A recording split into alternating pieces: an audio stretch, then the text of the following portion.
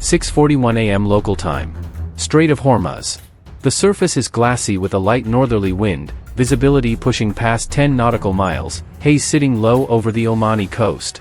A U.S. Navy surface formation holds steady speed in a narrow lane of international water where geometry matters more than distance. On the SPS-73 surface search radar, the first small returns appear where there should be empty sea. 6:42 a.m. The contacts are intermittent, then sharpen into distinct tracks. Fast inshore attack craft profiles, small hulls, high closure rates, minimal radar cross-section. The formation's posture does not change, but the bridge teams start counting. 1 contact becomes 4. 4 becomes 9. Then 12. 6:43 a.m. range 9.8 nautical miles. Bearing spread wide across the bow, like a net thrown ahead of a convoy. The approach is not random. It is layered. 2 boats hold back as control nodes while the others fan out to bracket. The U.S. ships maintain course. 6:44 a.m. The transit is routine by doctrine, not by feeling. Escorting a high-value unit through the strait means predictable lanes, predictable speed, predictable rules of engagement. The Iranian boats exploit predictability, because predictability is measurable. 6:45 a.m. range 8.6 nautical miles. The track split into 2 groups. 10 craft angle toward the center of the U.S. formation. 2 peel wide to the opposite side, disappearing briefly into sea clutter and curvature. This is not a fisherman's curiosity. It is intercept geometry. 6:46 a.m. The Combat Information Center updates the bridge with the same calm cadence used for weather and navigation hazards. CPA calculations begin running continuously. The closest point of approach is not yet dangerous, but the closure rate is unmistakable. 6:47 a.m. range 7.9 nautical miles. The first bridge-to-bridge hail goes out on VHF, clipped and professional. No reply. The lack of response becomes its own data point, recorded like a sensor return. Silence. 6:48 a.m. A second hail. Then a third. The U.S. formation continues its transit passage in accordance with customary international law. No maneuvering that could be read as yielding. No sudden speed changes that could look like panic. The restraint is deliberate. 6:49 a.m. range 6.8 nautical miles. On the Iranian side, the craft begin weaving. Not erratic. Patterned. Small course changes to complicate tracking, to test reaction time, to force repeated recalculation of CPA. 6:50 a.m. The bridge watch notes weapons posture through optics, coverings disturbed, crew shapes visible behind mounts. In previous encounters, U.S. briefings use a simple phrase for this state. Weapons uncovered and manned. 6:51 a.m. range 5.9 nautical miles. The U.S. ships do not point guns. They do not elevate. They do not broadcast threat. They let sensors and seamanship speak first, because escalation control begins before anyone touches a trigger.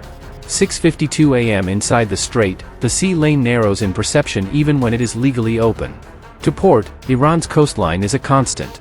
To starboard, Oman's silhouette stays faint and distant. The water between is where provocation lives. 6:53 a.m. range 5.1 nautical miles. The Iranian craft now form a loose semicircle ahead of the lead U.S. ship's bow. The formation is designed to force a choice, deviate course or accept a close pass. At this point, the outcome is still open. If the fast boats keep closing, what is the first step the U.S. crew can take that signals control without firing? 6:54 a.m. The captain receives an updated brief. The order that follows is almost too calm to be dramatic. Maintain course and speed. Increase visual tracking. Prepare non-lethal warnings. 6:55 a.m. range 4.4 nautical miles. The 2 wide contacts reappear after the formation on a converging line, approaching from behind. It matches a pattern documented in 5th Fleet reporting. A larger group holds position while a smaller element tries to enter the formation's stern sector. 6:56 a.m. The U.S. ships are now between 2 Iranian groupings. 10 in front, 2 behind. A bracket, not an escort. 6:57 a.m. range 3.8 nautical miles forward group. Range 2.9 nautical miles aft group closing fast. The aft pair's speed reads above 30 knots. That number matters because it signals intent and reduces reaction time. In one recorded incident, the IRGCN closed at in excess of 32 knots. 6:58 a.m. The bridge-to-bridge hails continue. The pattern is standardized and documented. Repeated verbal warnings. Acoustic device warnings. The ship's horn stands by. No reply. 6:59 a.m. range 2.4 nautical miles aft. The two boats are now inside the stern quarter, approaching from behind where wake and glare can mask small craft. The U.S. watch adjusts optics, compensates for sea sparkle, keeps the tracks firm. 7 a.m. 5 short blasts of the ship's horn. The internationally recognized danger signal under call regs. The message is pure seamanship: your maneuver is unsafe, alter course immediately. 7:01 a.m. range 1.6 nautical miles aft. The Iranian craft do not turn away. They continue closing, wake lines lengthening, bows lifting slightly as speed stays high. 7:02 a.m. range 1.2 nautical miles forward group. The 10 boats ahead shift positions again, creating a staggered arc. If the U.S. ship turns to avoid the aft pair, the forward group's arc becomes a trap. If the U.S. ship turns toward the forward group, the aft pair can slide in close on the opposite side. This is not about sinking a ship. It is about forcing a reaction worth recording. 7:03 a.m. The U.S. formation remains steady. There is no radical maneuver because radical maneuvers create collision risk at close range in constrained traffic lanes. The discipline is operational, not emotional. 7:04 a.m. range 0.8 nautical miles aft. Another sequence of warnings goes out. The ship's crew uses loud hailer devices in addition to radio. Documented procedures, repeated exactly because repetition becomes evidence. 7:05 a.m. The Iranian boats behind now show what the optics team calls posture change. Crew weight shifts. Weapon mounts are clearly exposed. The U.S. assessment remains conservative, unknown intent. Unknown intent is dangerous because it forces decisions under ambiguity. 7:06 a.m. range 0.5 nautical miles aft. The forward group edges closer, but not too close. They are shaping the space, keeping the U.S. ships inside a moving box. 7:07 a.m. The captain's next decision is not about firing. It is about projection. Aviation launch preparation begins quietly, even if no aircraft lifts off. The intent is to expand surveillance and create a visible, recordable presence overhead. 7:08 a.m. range 0.35 nautical miles aft. The numbers become uncomfortably small. The aft pair is now close enough that minor steering errors could become collision, and collision is escalation even without weapons. 7:09 a.m. 5 more short blasts. The horn is not anger. It is doctrine. 7:10 a.m. range 0.22 nautical miles aft, roughly 450 yards. The aft pair keeps closing. This is the moment where de-escalatory measures must either work, or the next rung of the ladder begins. The U.S. crew does not rush. They sequence. 7:11 a.m. inside the strait, the sound-powered phone circuits carry steady updates from combat information to the bridge. Contacts. Bearing. Range. Speed. CPA. No shouting. No theatrics. That comm is not passive. It is control. 7:12 a.m. range 300 yards aft. This distance is a documented threshold in similar Fifth Fleet encounters. When warning signals fail and a craft closes inside 300 yards at high speed with weapons manned, the situation becomes immediate. 7:13 a.m. The command chooses lawful, de-escalatory warning shots. Not aimed fire. Not destructive engagement. A controlled demonstration intended to stop motion, not to punish it. 7:14 a.m. A .50 caliber mount is brought onto a safe bearing and fired in a measured burst into open water. In documented cases, U.S. forces fired approximately 30 warning shots to force separation when Iranian boats harassed a formation. 7:15 a.m. The aft pair does not immediately break. They continue closing. 7:16 a.m. range 150 yards aft. Another documented threshold. At this range, the time to impact in a collision scenario shrinks to seconds, not minutes.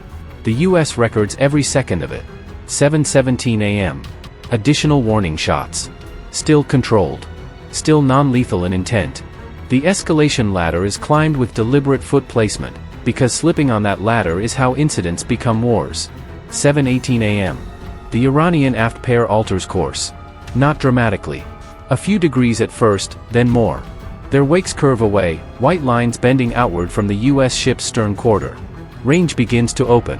7:19 a.m. range 0.12 nautical miles aft increasing. The forward group hesitates. The semicircle loosens. One boat turns away first, then another, as if waiting for permission to disengage. 7:20 a.m. The US formation holds. No pursuit. No aggressive turn to chase.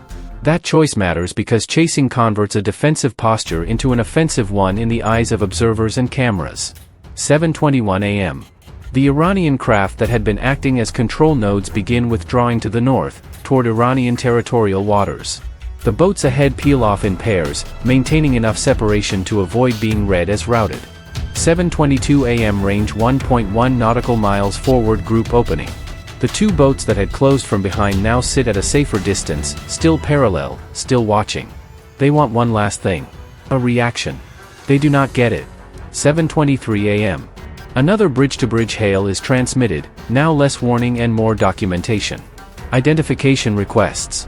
Intent queries. No response. Silence again, now less threatening because range has opened. 7:24 a.m. The US ships continue their transit passage. The sea lane is still narrow, but the immediate geometry has widened. The Combat Information Center keeps tracking all 12 contacts until they are unquestionably disengaging. 7:25 a.m. range 2.6 nautical miles. The Iranian formation collapses into a loose line heading north-northwest. The US tracks show speed reduction. The close approach phase is over. At this point, the most dangerous part has already happened without a single direct engagement. If you are watching this unfold in real time, the question is not why the US does not chase. The question is what Restraint is designed to accomplish. 7:26 a.m. The captain receives a final update, all craft opening range, no further unsafe maneuvers, no contact establishing communications. The ship's log entries continue, clinical and exact. 7:27 a.m. range 3.9 nautical miles. The optics teams keep lenses trained until the last craft becomes a small dot against the coastline haze. The radar tracks remain, steady returns fading in and out with sea clutter. 7:28 a.m. The crew returns to routine posture, but routine is now altered. The encounter becomes intelligence. Bearing data, maneuver profiles, speed patterns, response to warning shots. 7:29 a.m. In the after-action assessment, what stands out is not the boats. It is the method. The Iranian group attempted to force a course deviation by creating a bracket, front and rear, designed to increase collision risk and provoke an overreaction. The US response refused the premise. 7:30 a.m. range 5.2 nautical miles. The Strait's traffic picture fills in again with merchant vessels, dhows, tankers in the distance. The warship's presence becomes just another track on radar, the way it is supposed to look. But the documentation remains. 7:31 a.m. A final check of the rules of the road is almost reflexive. Call regs compliance. Transit passage. Due regard. The same concepts that appeared in the warnings are now the foundation of the report. 7:32 a.m. The US formation keeps moving westbound. The water stays calm. The sky stays clear. The strait stays narrow. The sea looks benign. The data says otherwise. 7:33 a.m. range 6.7 nautical miles. The Iranian tracks are now peripheral. The watch does not relax into complacency, because complacency is exactly what swarm tactics are designed to punish. 7:34 a.m. The moment closes without spectacle. That is the point. The US crew's most significant action is not a shot. It is a record. The warnings were transmitted. The horn signal was sounded in the recognized pattern. The warning shots were used only after repeated failures to respond and unsafe closure inside documented distance thresholds. 7:35 a.m. range 8.1 nautical miles. The Iranian craft are now a set of fading returns near their coast, still visible, still present, but no longer shaping the US ship's movement. 7:36 a.m. The convoy's geometry returns to its original form. The high-value unit continues its surface transit under escort, a visible statement in itself. In documented incidents, that visibility was central. An escorted submarine on the surface is presence as much as it is transit. 7:37 a.m. The broader lesson is not about 12 boats. It is about how quickly ambiguity can be manufactured in constrained waters, and how professional seamanship can deny that ambiguity its payoff. 7:38 a.m. range 9.5 nautical miles. The final radio log entries are made. The warnings are catalogued. The acoustic signals are noted. The distances are written down with the same care as a weapons expenditure report. 7:39 a.m. On the surface, the encounter ends as it began, with calm water and steady speed. Underneath, the encounter becomes part of an accumulated pattern: unsafe approaches, no communication, weapons posture visible, and a calculated attempt to create a reaction. 7:40 a.m. The U.S. ships keep moving, because movement is the mission. The Iranian craft remain behind, because their mission is also movement, but of a different kind: to test, to probe, to measure. 7:41 a.m. Range 11.2 nautical miles. The tension drains not through victory, but through distance. Separation widens in increments that matter: a mile, then 2, then 5, until the tracks become background noise. 7:42 a.m. The final assessment is written in professional language that avoids drama and preserves credibility. Unsafe and unprofessional. Due regard. Lawful defensive measures. Distinct professionalism. Superior seamanship. The words are restrained because restraint is the product. 7:43 a.m. The Strait of Hormuz remains what it has always been: a choke point where a small craft can change the emotional temperature of a billion-dollar warship without ever being able to defeat it outright. 7:44 a.m. Range 14.6 nautical miles. The encounter is over in the tactical sense, but it continues in the intelligence sense. Track histories, maneuver sequences, speed profiles, and response thresholds all become usable data. 7:45 a.m. The closing image is not smoke or wreckage. It is a logbook line, a radar replay, a comm bridge team returning to routine watch standing as if nothing happened. That is not indifference. It is doctrine. Control at sea is not proven by force. It is proven by discipline.